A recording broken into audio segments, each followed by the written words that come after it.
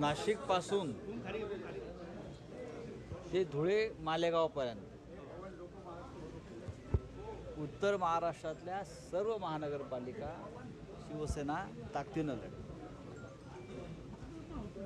नाशिक तर महत्त्वाचे आहेच, पण मालेगाव, धुळे, जळगाव या उत्तर महाराष्ट्रातल्या महत्त्वाच्या महानगरपालिका आणि त्याकडे सुद्धा आम्ही फक्त मुंबई ठाणे नाही तर या सुद्धा महानगरपालिका आम्हाला ताकदीनं लढवाव्या लागतील.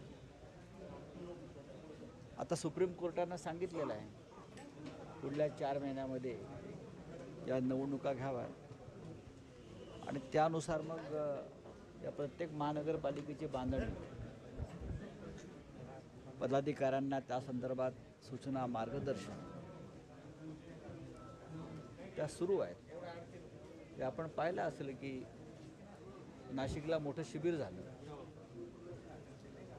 आता या पद्धतीनं त्या महानगरपालिका क्षेत्रामध्ये अशा प्रकारची शिबिरं होतील पुढल्या काही महिन्यामध्ये. काम चालू आहे. पण पवार साहेबांचे विचार जरा वेगळे दिसत आहेत. काय आहेत त्यांचे विचार? अजित पवारांबरोबर जाण्याची चर्चा. बघा, ती तुम्ही चर्चा करताय. त्यांच्या एका मुलाखतीवरून तुम्ही स्वतःवरून स्वर्ग गाठताय. मुलाखतीतल्या एका ओळीवरून. आम्ही सुद्धा त्यांच्याबरोबर अनेक वर्ष काम करतो. त्याच्यामुळे त्यांच्या भूमिका आम्हाला माहिती आहे. जातीयवादी आणि धर्मांध शक्तींबरोबर शरद पवार जाणार नाहीत. ज्या विचारांसाठी ते आतापर्यंत संघर्ष केला, विरोधी पक्षात राहिले अनेक वर्ष, ते आता त्या अशा शक्तींबरोबर ज्या महाराष्ट्रद्रोही शक्ती आहे, ज्यांनी त्यांचाही पक्ष फोडला आणि आमचाही पक्ष फोडला, अशा शक्तींबरोबर ते जाणार नाही. ज्यांना जायचं होतं ते निघून गेले. ते तिथे सुखी आहेत का? अजिबात नाही, अजिबात नाही. त्यांचे चेहरे बघा तुम्ही. उदय सामंतांनी आज पुन्हा राज ठाकरेंची घेऊ द्या ना. त्यांना काय काम आहे? काम काय त्यांना? त्यांच्या घरी खिचडी बनत नाही. बघा, शिवाजी पार्कला हा एक मराठी पट्टा आहे. तिथं अनेक चांगली चांगली हॉटेल्स आहेत. सकाळी मी सांगितलं तिथे उत्तम खिचडी मिळते. उत्तम, मी नावं घेतली हॉटेलची. तिथे उत्तम प्रकारची खिचडी, साबुदाणा खिचडी, साबुदाणा वडा असे सगळे पदार्थ त्या पार्कात मिळतात. लोक तिथे सकाळी फिरायला येतात. तसे उदय सामंत येत असतील फिरायला, येऊ द्या ना. आणि कोणी कोणाकडे जाण्यावरती बंधन आहेत का या लोकशाहीमध्ये? नाही, अजिबात नाही. पण एक लक्षात घ्या, हे छुपं राजकारण जे चाललेलं आहे याच्यातच त्यांचा पराभव दिसून येतो. तुम्ही भारतीय जनता पक्षाबरोबर आहात, तुम्ही अजित पवारबरोबर आहात आणि तुम्ही अन्य पक्षाबरोबर सुद्धा संधान जुळवता. नक्की तुम्ही कोणाबरोबर आहात? मुळात तुमचं अस्तित्व काय आहे हे यातून दिसतं आहे. आता यापुढे तुमच्या पक्षाच्या दिशेने तुम्ही साबुदाणा खिचडी ठेवा.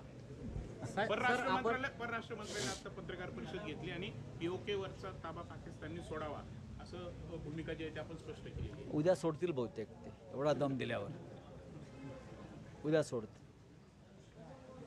तुम्ही युद्ध कशाकरता पुकारलं होतं? तुम्ही युद्ध कशाकरता पुकारलं होतं? खरं म्हणजे भारतीय सैन्यानं पुढल्या 4 दिवसामध्ये अजून 4 दिवस त्यांना मिळाले असते भारतीय सैन्याला, तिन्ही सेना दलाच्या, तर POK काय लाहोर आणि कराची पण घेतला असतं. पण सरकारनं कच खाल्ली ट्रम्पच्या दबावापुढे. POK मागताना तुम्ही ट्रम्पला विचारलं आहे का? ट्रम्पचं ट्विट आम्हाला पाहावं लागेल यापुढलं काय आहे ते. सर, आपण तिरंगा यात्रा काढून चालणार नाही. त्यांना ट्रम्पचा झेंडा हातामध्ये घ्यावा लागेल, अमेरिकेचा. त्यांनी तिरंग्याचा अपमान केला आहे. भारतीय जनता पक्षानं डोनाल्ड ट्रम्प पुढे शरणागती पत्करली. त्याच्यामुळे त्यांना आता यापुढे गावागावात डोनाल्ड जत्रा भरवाव्या लागतील. गावागावात डोनाल्ड जत्रा काय? आम्ही या डोनाल्ड जत्रेला चाललो आहे आणि अमेरिकेचा झेंडा घेऊन त्यांना फिरावं लागेल. सर आपण नाशिकला आलात, आपल्या स्वागताचं बॅनर लागले, आमचा नेतोय गद्दारांचा हिशोब घ्यायला. घेणार ना, का नाही घेणार? नेमकं कशा पद्धतीने? आमच्या आबा हिरेंनी लावलेलं आहे, आमच्या अद्वै हिरे यांनी ते बॅनर लावलं, बघितलं मी आत्ता. गद्दारांचा समाचार आम्ही घेणारच, चालूच आहे. आणि यांची काय ताकद आणि काय हिंमत आहे हे ज्या पद्धतीने ट्रम्प पुढे झुकले, ट्रम्प पुढे झुकणारे यांचे नेते आहेत बरं का. ट्रम्प पुढे झुकणारे यांचे नेते आहेत मिंदे आणि अजित पवारांचे. भारत माता की जय!